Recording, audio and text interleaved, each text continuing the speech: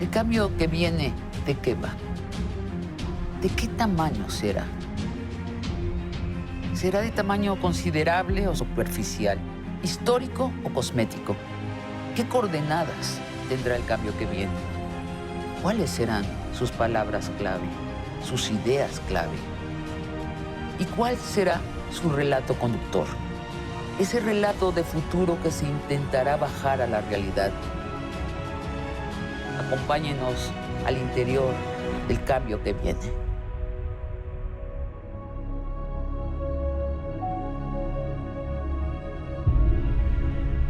Secretario de Seguridad Pública, Alfonso Durazo, bienvenido. Buenas noches. Gracias, Sabina.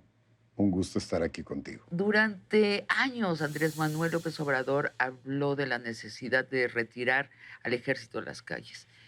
Cuando tomas posesión del cargo de secretario de Seguridad Pública, ¿qué ves que te hace desaconsejarlo? A ver, primeramente coincido yo con ese planteamiento. Creo que el ejército tiene responsabilidades constitucionales muy claras que tienen que ver con la integridad territorial y la soberanía nacional. Suena muy teórico, pero eso es y debe seguir cumpliendo con su función. Sin embargo, eso no significa que las Fuerzas Armadas no puedan colaborar con la seguridad pública. Pero algo viste tú. Una dimensión no conocida desde fuera Sí, claro. sobre el tamaño del problema de la inseguridad Es mucho más grande de lo que suponías. del país. Sí, es mucho más grande. Yo hablaría incluso de una situación de emergencia nacional en materia de inseguridad, pero lo que nos llevó a proponer la creación de la Guardia Nacional, que es un ente administrativo que tiene el objetivo de optimizar todos los recursos del Estado mexicano para cumplir la función fundamental de todo Estado, que es garantizar la seguridad de los ciudadanos. Y entonces la Guardia Nacional se va a nutrir con recursos de todo tipo, del Ejército, de la Marina, de la Policía Federal. Y cuando hablo de todo tipo, no solo hablo de recursos humanos, hablo de recursos presupuestales, recursos materiales, y asume la función de la seguridad pública con un perfil y una capacitación distinta al perfil que tienen los elementos del ejército. ¿Quién es el enemigo? Este es el crimen desorganizado, son los narcos. ¿Quién es el enemigo de la seguridad Mira, pública? son dos enemigos fundamentales sintetizados así: el crimen desorganizado y el crimen organizado. El crimen desorganizado está fundamentalmente en aquellos delitos que más afectan a la población, que son menos impactantes mediáticamente, que se registran, por supuesto, en la estadística, Que son los pero consuetudinarios, los que los mexicanos creemos que es parte del paisaje. pero que no aparecen diariamente en los medios de comunicación. El asalto a casas habitación, fundamentalmente, asalto a transeúntes, robo a vehículos, secuestro, extorsión en menor medida, pero también en una proporción importante. Por eso el presidente López Obrador ha reiterado que nuestra preocupación es combatir los delitos que más afectan no a al la narco. población. Y al narco, al crimen organizado, en lugar de combatirlo en el aspecto operativo, que a mí me parece francamente una quimera, hay que combatirlo en su fortaleza financiera, que es lo que le da capacidad para operar y para corromper. Ahora, ¿por qué no regresamos al pacto anterior a los neoliberales, que era, ¿saben qué? Quieren traficar droga, adelante, llévenla, los consumidores están más allá de nuestras fronteras, nada más no distribuyan, no dañen a la población civil. Ese era el pacto, ¿no? Creo que nos daba un panorama de una estabilidad y una tranquilidad artificial. Pero en virtud de ese pacto, se fueron corrompiendo y generando complicidades cada vez más amplias que llevaron a la administración pública y a los cuerpos Ya. de seguridad Corrompieron al a los Estado niveles de... y empezaron a Así gobernar es, en Sabina, varias partes del así es. territorio del país, gobiernan ellos, Y ¿no? de repente nos encontramos con que tenían una capacidad para retar incluso al Estado en algunas regiones donde son quienes realmente terminaron gobernando. Por eso no estoy yo de acuerdo Ajá. en hacer pactos con el crimen. Tenemos que combatirlo, acotarlo, reducirlo. No voy a hablar de que vamos a acabarlo, porque, por ejemplo, en el caso del narcotráfico, mientras haya una demanda tan alta como tiene la droga, en el mercado más importante del mundo, que es nuestro vecino, con el que compartimos más de 3,000 kilómetros de frontera, es prácticamente imposible acabar con él. Pero no como se ha hecho históricamente, o bien mediante un acuerdo que te da una apariencia de tranquilidad, es decir, una tranquilidad simulada, pero tampoco en el ámbito operativo, que es la estrategia que se utilizó en sexenios O sea, la anteriores, guerra frontal. sino en el ámbito financiero. Y por otro lado, acompañar la estrategia de seguridad de una política social muy fuerte que vaya en paralelo a la política de seguridad. No digo con ello que le vamos a cargar a la política social la responsabilidad de la política de seguridad, pero es imprescindible que la política de seguridad vaya acompañada por una política social muy fuerte, porque aquí hablamos de una visión amplia del tema de la seguridad, es decir, ir a las causas profundas que generan la seguridad, Cuando el la presidente inseguridad. dice, declaro abolida la guerra contra el narco, se refiere a eso, que no van a haber enfrentamientos armados, van a ser combatidos en lo financiero. Significa que no vamos a recurrir al uso exclusivo de la fuerza para combatir a la Exclusivo. criminalidad, Pero al uso también exclusivo. se usará la fuerza también. Sabina, no podemos ser ingenuos. La fuerza del Estado es un recurso imprescindible para garantizar orden y seguridad. Nada más que desde nuestra perspectiva, no puede ser el primer recurso para enfrentar la inseguridad. Es el último y en todo caso es un recurso complementario. Tienes que ir a las causas profundas. Dice el presidente López Obrador, y no es por presumir, dice bien, que si no generamos la capacidad como Estado mexicano para dar oportunidades de salud, de educación, laborales, particularmente para los jóvenes, no vamos a superar los problemas de inseguridad que tenemos, no exitosamente, no suficientemente, así tengamos un policía en cada esquina. La lectura histórica amplia, eh, incluso el término droga viene de los norteamericanos. Y son ellos los que tienen el problema de adicción grave. Pero están en transición a legalizar la droga.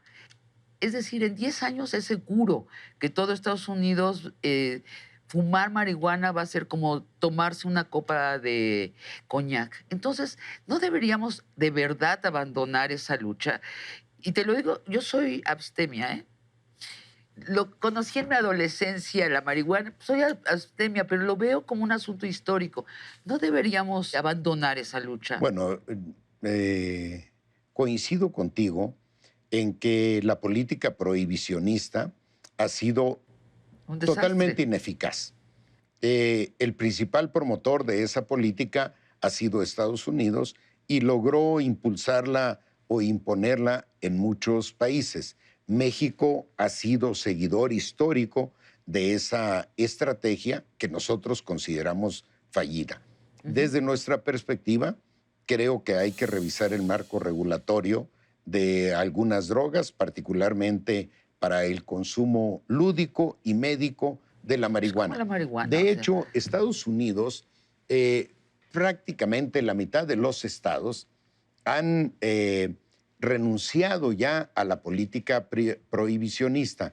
Y hay modelos dignos de estudio como el portugués, el uruguayo, también el canadiense, que tienen una visión integral. No solo se trata de liberar o regular el consumo de la marihuana o de otras drogas, sino es todo un proceso, un marco integral de desarrollo de la normatividad para permitir el uso amplio o controlado de algunas drogas. En el caso particular de la marihuana, es inevitable revisar a fondo la política prohibicionista. Déjame hacer un salto hacia el pasado y preguntarte de tus orígenes. Naciste en Bavispe, Sonora. ¿Es una población de cuántos habitantes, No es por Alfonso? presumirte, pero soy de Bavispe. Ajá. Es una cabecera municipal. El municipio tiene 1839 habitantes. La cabecera municipal, ¿Cuántas cuadras? 1000 habitantes. Pocas cuadras, Bueno, ¿no? me estás arrinconando demasiado, me estás quitando casi lo que tengo de qué presumir. No, es una población realmente pequeña que está al pie de la parte alta de la zona montañosa de Sonora, es colinda con el estado de Chihuahua. Entonces, ¿tú a la escuela ibas caminando o a caballo? ¿O en burro? ¿Cómo ibas? ¿O en bicicleta? No, pues No, te quedaba caminando ahí porque estaba juntito, ¿no? en la segunda cuadra del pueblo. Iba, por supuesto, caminando, ¿no? El pueblo tiene dos niveles orográficos. Uno está en la parte junto al río, es una cosa espectacular, y en la parte alta de la montaña está la escuela. Así es que Fíjate. caminábamos, subíamos un cerro para llegar a la escuela y bajábamos otro cerro para llegar a la casa, a la plaza del pueblo, al centro de Qué la maravilla, población, ¿no? y bajabas 50 metros más y ya estabas en el río. Qué maravilla. Es realmente una maravilla. ¿Y a qué se dedicaba tu papá? Bueno, mi padre vive, tiene 97 años, está próximo a cumplir 98, todavía se anima a hacer sus cositas. Era agricultor, pequeño ganadero, como eran en ese tiempo la mayoría de los pobladores de Bavispe. En aquel tiempo no había ni tanta riqueza como para que alguien pudiera presumir de ser excepcional en el pueblo en materia de propiedades y demás, pero tampoco nadie era tan pobre como para decir que padecía hambre. Hoy lamentablemente las cosas son distintas, son difíciles para la mayoría de la población.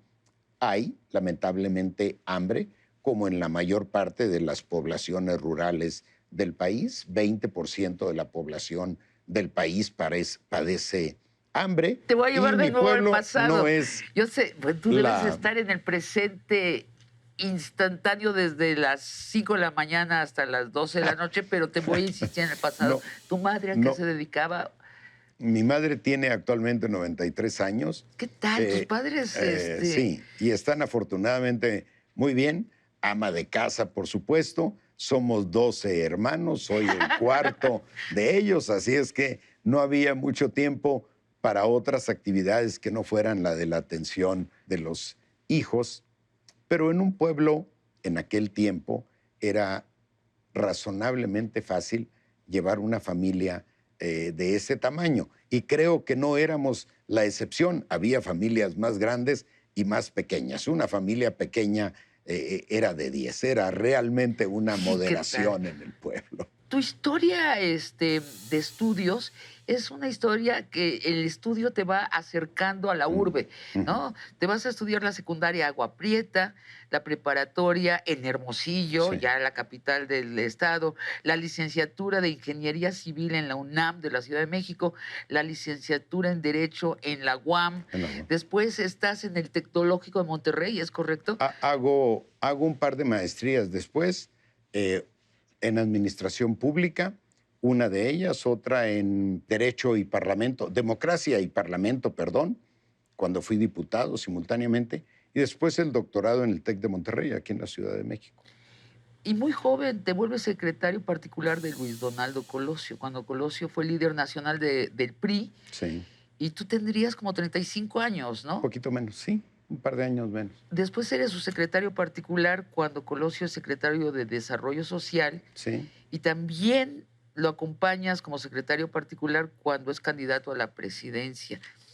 ¿De verdad era un priista distinto? Lo era sin duda por formación, por origen, por convicción, también originario de una población pequeña, Magdalena, que le permitió formarse con una sensibilidad social muy marcada, muy marcada.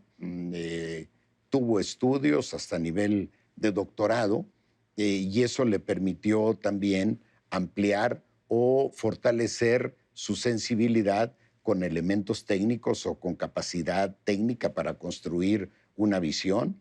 Era de una vocación democrática profunda, creo yo, sin ánimo de idealizarlo, aunque en lo personal me gustaría, pero sin ese ánimo sí te puedo decir que era un priista distinto por su vocación democrática y por su honestidad. Creo que en aquella época el PRI todavía conservaba una parte de la sensibilidad social que caracterizaba a los políticos en nuestro país, pero por ese tiempo empezó a agotarse la sensibilidad social, el compromiso social en los políticos priistas. Sin embargo, Luis Donaldo la preservó y sobre todo era excepcional porque en el contexto de un ambiente de corrupción que caracterizaba a la administración pública y a la vida política del país, él pudo transitar sin complicidades condicionantes. En el año 2000 eres secretario particular del presidente Fox y luego su Sí, vocero. Luego renuncias y recuerdo muy bien escuchar tu renuncia por la radio. Dijiste algo así que no estabas de acuerdo con las pretensiones presidenciales de Marta Sagún, la esposa del presidente Fox. Te pregunto, ¿es por esa época que conoces de cerca a Andrés Manuel López Obrador? son muchas cosas las que has comentado, Sabina. Pues sí. Oye, Renuncio al PRI después del asesinato de Luis Donaldo. Ahí ah, asumo el compromiso conmigo mismo de sumar mi esfuerzo político a cualquier proyecto que impulsara un cambio en el país. Creí, como millones de mexicanos, en la propuesta de cambio que nos ofreció Vicente Fox en campaña. Lamentablemente, una vez en el poder, no cumplimos con lo que habíamos ofrecido en campaña y esa es la razón de fondo de mi renuncia. Ahí señalo, más que hablar de las pretensiones presidenciales de Marta Sagún, yo hablo de que si bien el país está preparado para que una mujer llegue a la a la presidencia de la República, no está preparado para que el presidente de nos, la nos República imponga. deje a su Pues esposa sí, es distinto. como presidenta. Y esa es una de las razones de las muchas que expreso. Ciertamente los medios de comunicación centraron su atención en esa parte porque había tomado mucha beligerancia en aquellos años.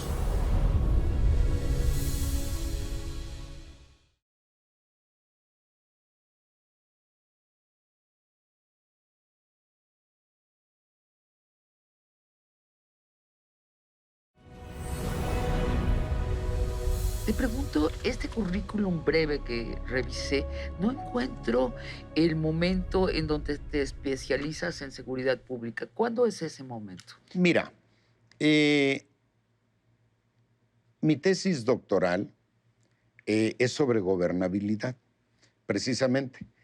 La gobernabilidad, las claves de la nueva gobernabilidad en México. Uno de los capítulos es sobre seguridad pública, porque la seguridad pública es un componente de la gobernabilidad, que es una visión más amplia.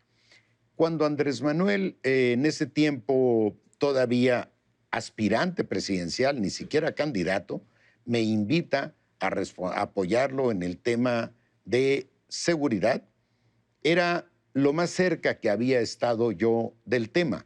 Nada más que esto fue En el 2 2000. años y medio antes de la elección. Y yo tuve 2 años y medio de tiempo para prepararme en el tema. Platiqué con medio país, con todos los expertos, estudié todos los temas, todos los libros, todas las leyes, porque además siempre he estado cerca del estudio, que es lo que a mí me ha dado la posibilidad de tener estas oportunidades extraordinarias que he tenido. Y finalmente, después de platicar con medio país, llegué a la conclusión de que prácticamente todos los expertos, los estudiosos, te plantean más o menos lo mismo con un orden de prioridad distinto. Llegué a la conclusión de que el problema no era qué hacer, el problema era con quién hacerlo, porque el problema fundamental de la inseguridad en el país está en la corrupción. Bueno, te voy a pedir esas precisiones, me parece fantástico que estás llegando a estas precisiones. ¿Qué hay que hacer y con quién?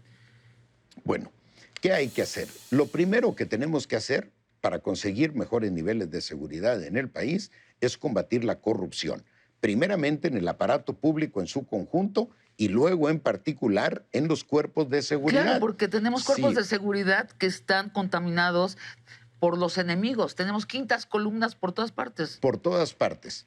Creo que estoy convencido que no hay crimen organizado que avance en el país o el crimen organizado que avanza en el país avanza invariablemente de la mano de la protección policial. Pero al mismo tiempo, la protección policial al crimen organizado avanza de la mano de un alto funcionario o de un alto político. Consecuentemente, llegamos al tema de la corrupción. Pero te voy a comentar una anécdota de campaña. Hablaba yo de la corrupción con un grupo de policías federales y uno de ellos me decía, usted está equivocado. Aquí no hay policías corruptos, aquí hay mandos corruptos. Y si bien es cierto, si bien no es cierto que no hay policías corruptos, porque sí los hay, lo fundamental es la corrupción en los mandos policiales. ¿Y a eso te refieres quiénes? Aquí veo la necesidad, como dice Andrés Manuel, de barrer la corrupción de arriba hacia abajo. Pero si el presidente es honesto, si el secretario es honesto, si el secretario no extiende la mano para pedir su parte, su moche, su mordida a los mandos, entonces es muy difícil que los mandos extiendan la mano o operen o envíen a sus elementos a asaltar a la ciudadanía. No digo que ahorita no suceda, pero ahorita no es tolerada la corrupción. En otras ocasiones, la corrupción era un modus operandi. El sistema, ahorita ¿no? era el sistema. Ahorita estamos combatiendo a la corrupción. Y creo que el solo hecho de que los altos niveles de las instancias de seguridad actuemos con honestidad va a reflejarse de manera muy pronta en un mejoramiento de la seguridad. Se nos acabó. ¿Con quiénes? Ese es el problema. ¿Con quiénes? Tienen que ser perfiles antes que conocedores y experimentados en el ámbito de la seguridad. Tienen que ser perfiles gente honesta, gente socialmente comprometida y después que sea una gente conocedora del tema de la seguridad. ¿Existen esos que no están corrompidos? Sí los hay. Sí los hay. Y estamos integrando un equipo de primer nivel, primeramente honestos, después socialmente comprometidos con un cambio y finalmente conocedores del tema de la seguridad. Por eso hemos podido avanzar en algunas de las iniciativas que parecían imposibles de sacar adelante, particularmente el tema de la Guardia Nacional, que es una de las iniciativas estelares para combatir la inseguridad. Usaste la expresión pronto. van a haber cambios pronto, Bueno, resultados ya pronto. me, Defíneme pronto me- numéricamente. mira, nos hemos planteado tener un parteaguas en los índices de criminalidad, un parteaguas, es decir, romper la tendencia creciente en un máximo de 6 meses y luego ir mejorando paulatinamente de manera sostenida durante 3 años. En el transcurso de 3 años pudiéramos decirle al país que estaremos dando resultados con la perspectiva de entregar un país en paz y tranquilidad el 2024. La mejor de las suertes, secretario. Gracias, Sabina. Gracias a todos. Muy amable.